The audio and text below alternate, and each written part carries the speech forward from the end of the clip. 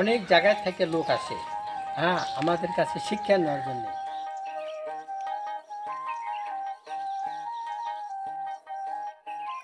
শতভাগ মাদকমুক্ত অঞ্চল। এই গ্রামে নেই কোনো বাল্য বিবাহের ঘটনা। আমাদের গ্রামে সবাই আমরা একতাবদ্ধ থাকি, কোনো ধৈর্য গণ্ডগোল ফাসাদ নাই।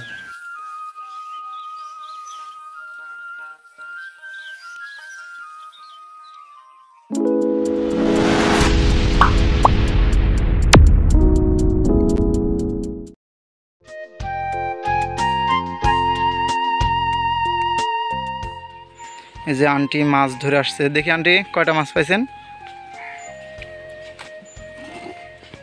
এগুলা কি মাছ? চ্যাং মাছ। চ্যাং মাছ।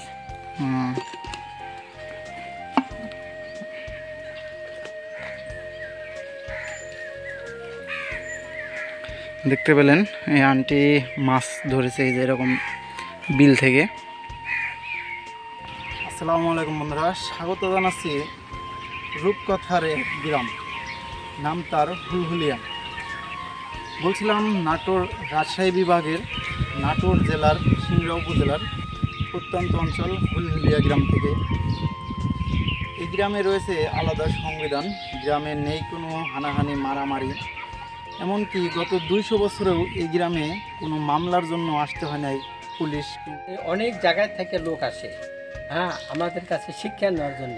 কি কারণে আপনাদের এই গ্রাম এত শিক্ষিত? এই গ্রামে কোনো হানাহানি নাই, মারামারি নাই, কোনো দ্বন্দ্ব নাই, এখানে কোনো কেস নাই। থানা থেকে এখানে পুলিশ আসে না, আসতে পারে না।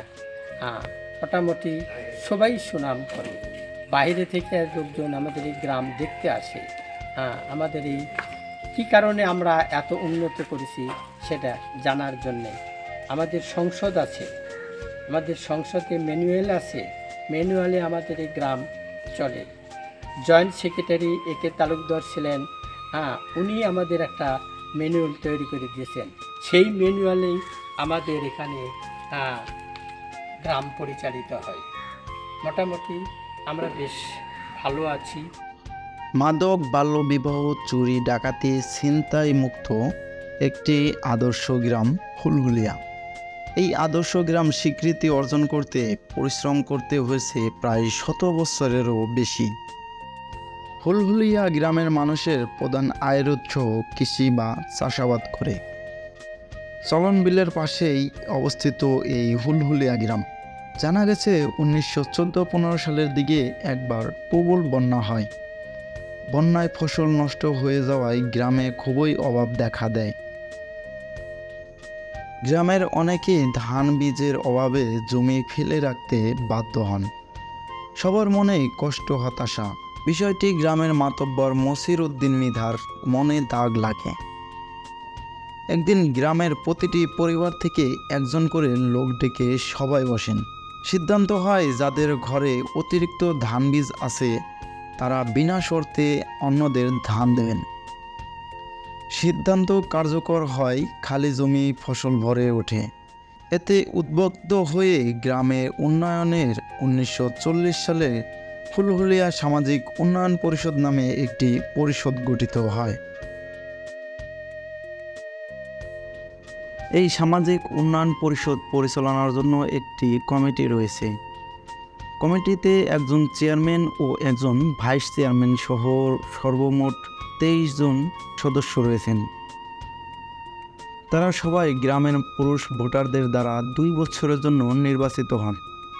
2 বছর পর পর ভোটের মাধ্যমে কমিটি গঠন করা হয়। বাংলাদেশের সংবিধান অনুযায়ী যারা জাতীয় নির্বাচনে ভোট দেওয়ার যোগ্য বলে বিবেচিত হয় তারাই সামাজিক উন্নয়ন পরিষদের নেতৃত্ব নির্বাচনের ভোটাধিকার প্রয়োগ করতে পারেন। এছাড়াও 5 সদস্যের উপদেষ্টাও কমিটি রয়েছে। তাছাড়া গ্রামের বিচার বিভাগীয় 8টি পাড়াতে আলাদা আলাদা কমিটি রয়েছে। এই গ্রামে 1942 সালে দ্য হুলহুলিয়া ডায়মন্ড ক্লাব গঠন করা হয়। মরহুম মফিজ উদ্দিন পরমাণিক ক্লাবটি গঠন করে। ক্লাবের উদ্যোগে খেলাধুলা, সাংস্কৃতিক অনুষ্ঠানের আয়োজন করা হয়। 13 সদস্যের একটি কমিটি এই ক্লাব পরিচালনা করে।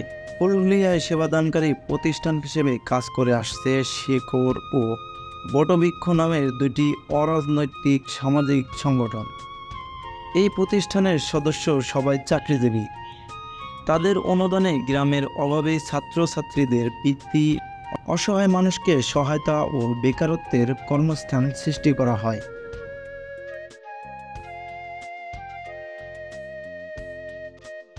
গ্রামে নেই কোনো বাল্য বিবাহের ঘটনা। গ্রামে যদিও কেউ বাল্য বিবাহ দিতে চায়, তবে কেন দিবে তার সংজ্ঞা দিতে হবে, তার ব্যাখ্যা দিতে হবে। যদিও কোনো টাকা পয়সার ব্যাপারে হোক বা কোনো কারণে হোক, এখানে রয়েছে দরিদ্র তহবিল, সেই তহবিল থেকে কিন্তু সাহায্য করা হয়। যারা স্কুল থেকে বঞ্চিত হতে তাদের আমরা সাহায্য সহানুভূতি করি এবং সে যেন শিক্ষা অর্জন করতে পারে।